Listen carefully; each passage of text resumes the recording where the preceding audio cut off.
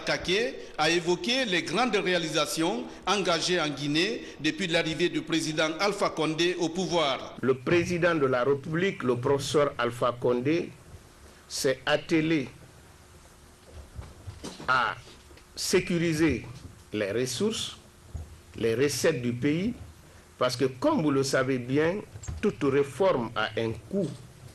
Et pour faire des réformes, il faut avoir les moyens de réforme. Et je crois, vous-même, vous avez remarqué que la Guinée courait derrière le PPT depuis 15 ans, et le professeur, en peu de temps, a réussi à atteindre avec son gouvernement l'initiative PPT, ce qui a donné un quitus à notre pays.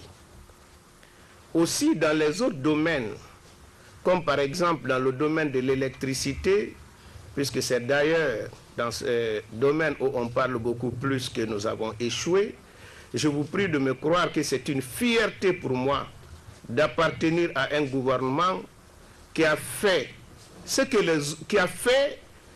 en 3 ans ce que les autres n'ont pas pu faire en 40 ans. Puisque la problématique de l'électricité en Guinée, c'est clair. Vous ne pouvez pas dire que vous pouvez donner le courant en Guinée, surtout à Conakry, avec les groupes thermiques comme nous l'avons connu, à un prix comme nous l'avons connu, et dire que ça c'est viable.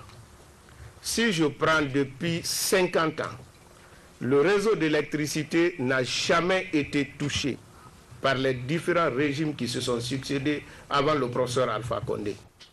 Et le seul barrage qu'on peut qualifier aujourd'hui de viable, c'est le barrage de Garafiri. Et Garafiri ne fait que 70 mégas. Et nous, en moins de 4 ans, nous sommes en train de construire un barrage, peut-être que vous avez entendu parler, c'est le barrage Kaleta, qui fait 4 fois Garafiri. Je crois que ça doit être un motif de soulagement et de fierté même pour tous les Guinéens. Si en 50 ans, on n'a fait que 70, et un gouvernement vient qui promet de vous donner 240 mégas en moins de 5 ans, je crois que c'est un motif de soulagement. Je voudrais aussi parler des infrastructures routières. Quand vous atterrissez aujourd'hui à Zérékoré, vous êtes très heureux de constater l'une des plus belles villes de la Guinée. Pour celui qui vient d'arriver pour la première fois, il ne sera pas étonné. Mais pour ceux qui savaient qu'après 3 ans encore, on était obligé d'allumer ces phares pour rouler dans les rues de Zérékoré, sauront que nous venons de loin par rapport à cette ville, surtout quand on sait que les financements qui nous permettent de réaliser ces infrastructures sont souvent du budget national. Pour parler des infrastructures routières, on ne peut pas oublier qu'en 50 ans, l'autoroute de Conakry n'a pas dépassé Dapompa. Aujourd'hui, le cap est sur Koya, près de 50 km d'autoroute. On a déjà fait à peu près 50% des travaux. Vous avez peut-être des fils de Kakandé. Ils savent qu'à l'investiture du professeur Alpha Condé, il vous fallait 4 heures à 5 heures de temps pour quitter Boufa pour arriver à Boké. Et quand vous arrivez à Boké aujourd'hui, c'est là-bas chez moi, je suis né là-bas et grandi. Ce que nous avons fait en 3 ans dépasse de loin ce que tous les autres régimes ont fait en 50 ans. C'est une rencontre d'échange qui a été mise à profit par les Guinéens de France pour s'informer des problèmes qui assaillent la société guinéenne, comprendre le chemin parcouru depuis 3 ans et connaître les attentes vis-à-vis de la diaspora guinéenne. C'est une très bonne prestation de notre ministre de la Communication.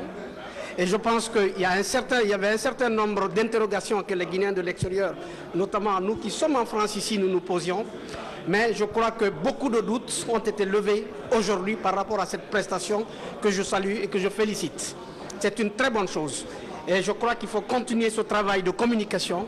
Et je dirais même qu'il faut absolument que tous les ministres ou tous ceux qui dirigent, qui ont un parcelle de responsabilité dans notre pays, puissent sortir à l'extérieur pour pouvoir vendre la politique actuellement menée dans notre pays, la politique de développement, la politique sociale et la politique de tout, en fait, pour notre pays, pour que ce pays-là puisse se relever.